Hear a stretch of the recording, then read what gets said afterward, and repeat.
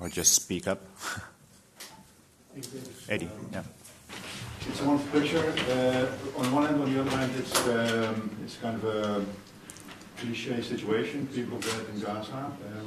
Was that something that would hesitate the jury for choosing this picture? I think what we thought was that the power of the image overrode any concerns about cliche. We felt that the emotions that are visible in the faces of these men as they bury their relatives and members of their community was powerful in a way that just reached us, and that's how we ended up with it.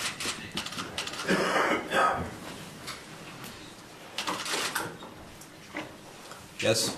More than any year, I see that there are a lot of photographs.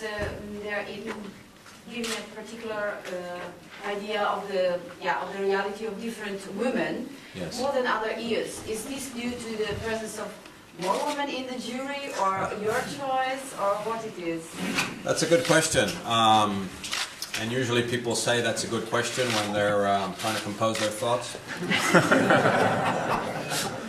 So I think the jury as a whole was sensitive to the role of women in society, and certainly the presence of female jurors helped that, but I don't think it was exclusively because of their presence.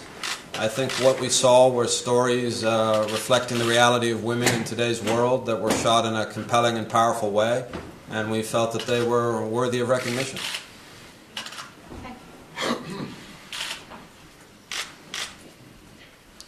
The sports photos, Nicholas, only the ones you showed, there was only one from the Olympics. Interestingly, as one of the major sporting events last year, I thought there might have been more from the Olympics than the Paralympics. Yes. The series from the Olympics was a series of overhead pictures, taking a look at a variety of sports from an unusual angle. And as I understand it, the specialized sports jury felt that there was a certain amount of sameness from a lot of the Olympic coverage, in part because you have photographers standing shoulder to shoulder, often with the same equipment. And we felt, or the specialized sports jury, and then ultimately the second round jury felt that there were other sports stories that were compelling and interesting and deserved some recognition. Arno Huytema from Oxford. Could you tell me, are there certain tendencies you could see as a jury from countries photographers have gone to, conflicts they have covered, or are there any tendencies at all? I'm not sure I understand the question. Well, on the subjects photojournalists are choosing, I guess you could see sometimes environmental questions could be, of subjects could be important. Other times maybe wars or other conflicts. Well, we saw a lot of images from Syria, clearly, which was a major story as well last year. And those were very well executed and showed, clearly remarkable bravery on the part of the photographers, but also a level of access to the fighting in Syria and to the effects on the civilian population that was in some ways unusual in today's day and age, where often access to conflict is difficult because the combatants are very sensitive to the power of the media, and in some cases they don't want any witnesses. In the case of Syria, there was and is a tremendous amount of access, and the same in Gaza. And then, we have obviously a wide range of stories that cover a wide range of events as well.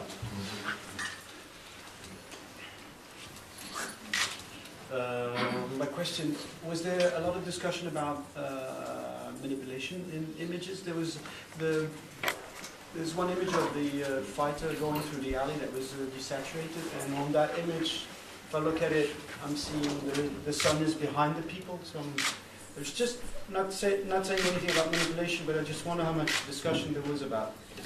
Yeah, there was a lot of discussion about images from multiple different angles, and we did discuss the area of manipulation. We wanted to be sure that the images conformed to acceptable industry standards as defined by the jury representing the industry. And so every image was looked at very carefully and very closely on a number of different ways, from a number of different angles, and we were ultimately satisfied that everything was done correctly. Were there many pictures thrown out of the competition Well, due to that reason?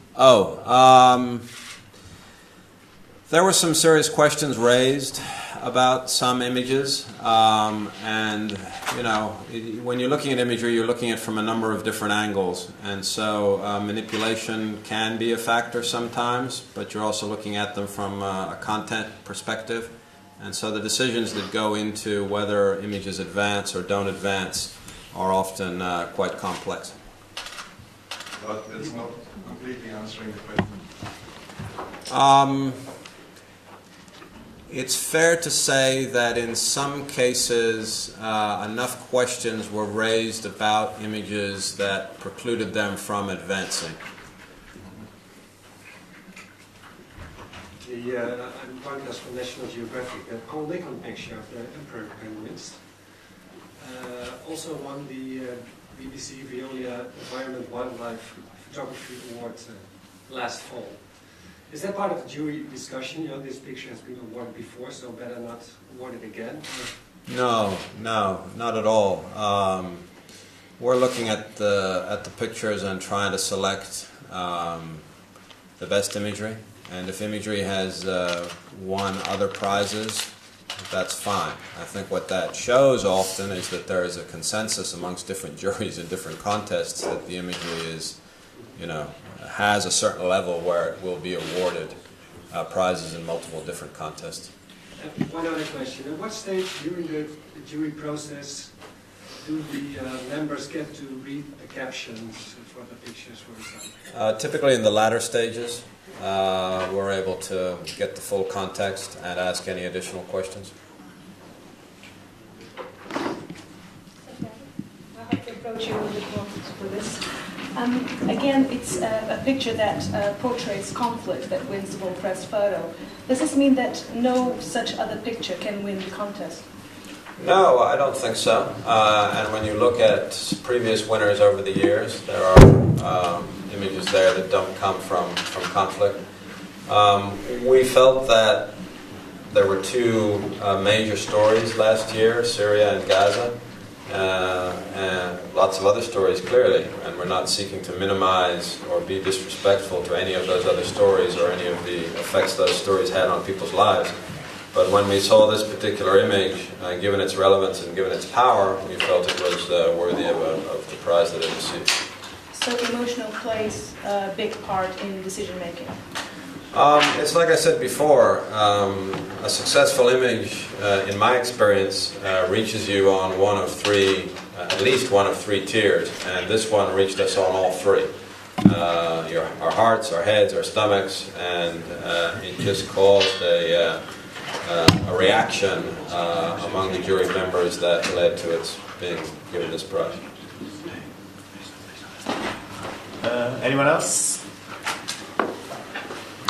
Lars. If you've seen so many pictures and you should look on the overall quality of the photojournalism, can you say something about it? You must be able to give an opinion about the state that the photojournalism is in right now. Yes, thank you. Well, we're seeing a lot of shifts in photojournalism, clearly. We're seeing a consolidation of bigger players and disappearance of smaller players. So that's having a role on things. We're also seeing, as always, the role of technology in photojournalism, not only in the way pictures are captured, but in the way they're disseminated. And we're seeing changing news consumption habits amongst a new generation of news consumers. And what we're seeing also is as people currently are migrating to smartphones and tablets and laptops to consume their news, there's more space than ever for powerful visual journalism. So from that aspect of it, I think it's quite an optimistic picture. On the other side, we're also seeing shifts in who is assigning photographers. We're seeing NGOs and other organizations increasingly involved in the assigning of photographers to cover issue-based stories, which is quite different from the traditional way of photographers working. So within that sort of environment, when we looked at the imagery, we saw a lot of very high-quality imagery. At the same time, we saw photographers who seemed to think that if they entered enough pictures, they would advance. And in some cases, those photographs were not particularly interesting or compelling. But on the whole, I think the quality of the entries within a certain criteria were very good and reflected that photojournalism is alive and well. Considering the time, we have to wrap up this session. I would like to let you know that the other individual jury members are in the room as well. And also Pim Ras, who's the Dutch representative, who was on the first round jury.